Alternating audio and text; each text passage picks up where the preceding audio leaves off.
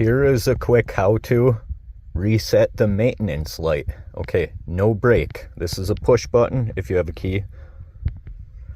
So push once, push a second time.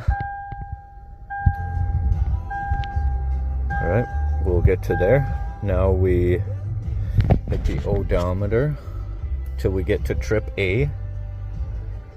All right, and you hold it at trip A and shut the car off. Now we turn it back on while we're still holding trip A. Turn the car back on. And it's resetting maintenance data. Bing. Data reset.